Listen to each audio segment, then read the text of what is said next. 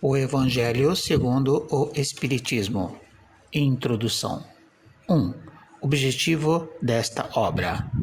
Podemos dividir os assuntos contidos nos Evangelhos em 5 partes: os atos comuns da vida de Cristo, os milagres, as predições, as palavras que serviram de consolidação aos dogmas da Igreja para fundamento de seus dogmas e o ensino moral. Se as 4 primeiras partes são objeto de controvérsias, a última permanece inatacável. Diante desse código divino, submete-se à própria incredulidade. É o terreno em que todos os cultos se encontram, a bandeira sob a qual todos podem abrigar-se, sejam quais forem as suas crenças, pois ela nunca se fez objeto de disputas religiosas, sempre e por toda parte levantadas pelos dogmas.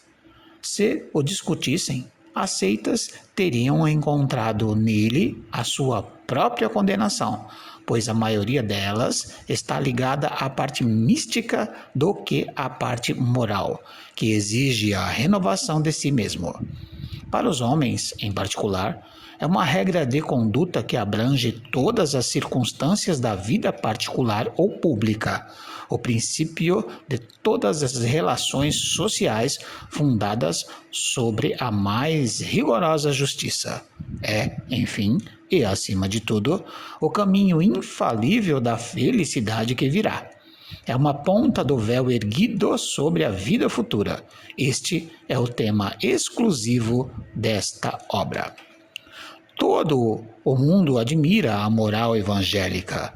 Todos proclamam a sua sublimidade e a sua necessidade, mas muitos o fazem confiando naquilo que ouviram ou apoiados em algumas máximas que se tornaram proverbiais.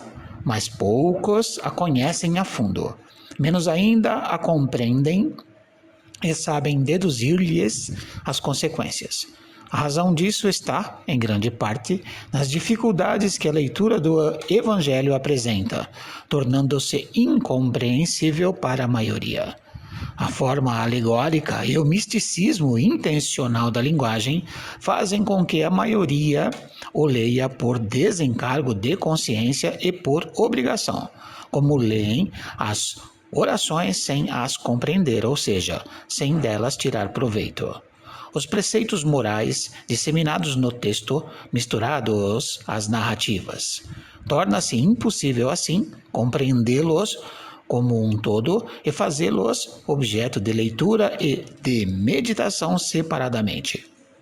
É bem verdade que já foram escritos tratados de moral evangélica, mas o arranjo em estilo literário moderno lhe tira a primitiva espontaneidade primitiva, que lhes proporciona, ao mesmo tempo, encanto e a autenticidade. Ocorre o mesmo com as máximas soltas, reduzidas à sua mais simples expressão proverbial. Não são mais do que aforismos, que perdem uma parte do seu valor e de seu interesse pela falta de complementos e das circunstâncias em que foram transmitidas. Para evitar tais inconvenientes, reunimos nesta obra os trechos que podem constituir, por assim dizer, um código de moral universal sem distinção de culto. Nas citações, conservamos tudo o que era útil ao desenvolvimento do pensamento, suprimindo apenas o que era estranho ao assunto. Além disso, respeitamos escrupulosamente a tradução original de Saci, bem como a divisão por versículos. Mas, em vez de nos atermos a uma ordem cronológica sem real utilidade neste caso, agrupamos e classificamos as sentenças metodicamente, segundo a natureza de cada uma delas, de maneira que elas se deduzam o máximo possível umas das outras. A ordem de numeração dos capítulos e dos versículos permite recorrer à consulta caso seja necessário. foi apenas um trabalho material que teve somente uma utilidade secundária. O essencial era colocá-lo ao alcance de todos pela explicação das passagens obscuras e o desenvolvimento de todas as suas consequências, em vista da aplicação nas diferentes circunstâncias da vida. Foi o que tentamos fazer com a ajuda dos bons espíritos que nos assistem. Muitas passagens do Evangelho, da Bíblia e de outros autores sagrados, em geral, são de difícil compreensão. Muitas até parecem absurdas, por causa da falta de uma chave para se entender o verdadeiro sentido. Essa chave está inteiramente no Espiritismo, como já puderam convencer-se aqueles que o estudaram seriamente, e como também será ainda mais bem reconhecido. O Espiritismo encontra-se por toda parte, na antiguidade e em todas as épocas da humanidade. Em tudo encontramos os seus traços, nas escrituras, nas crenças e nos monumentos. É por isso que, ao abrir novos horizontes para o futuro, lança uma luz tão esclarecedora sobre os mistérios do passado. Como complemento de cada preceito, acrescentamos algumas instruções escolhidas entre as que foram ditadas pelos espíritos em diversos países e por intermédio de diferentes médiuns. Se estas instruções tivessem surgido de uma única fonte, poderiam ter sofrido influência pessoal ou do meio, enquanto que a diversidade das origens prova que os espíritos dão os seus ensinamentos por toda parte e que ninguém é privilegiado nessa questão.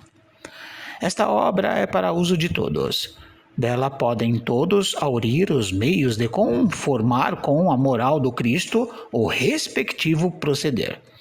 Aos espíritas oferece aplicações que lhes concernem de modo especial, graças às relações estabelecidas doravante e permanentemente entre os homens e o mundo invisível, a lei evangélica que os próprios espíritos ensinaram a todas as nações já não será letra morta, porque cada um a compreenderá e se verá incessantemente compelido a pô-la em prática, a conselho de seus guias espirituais. As instruções que promanam dos espíritos são verdadeiramente as vozes do céu, que vêm esclarecer os homens e convidá-los à prática do Evangelho.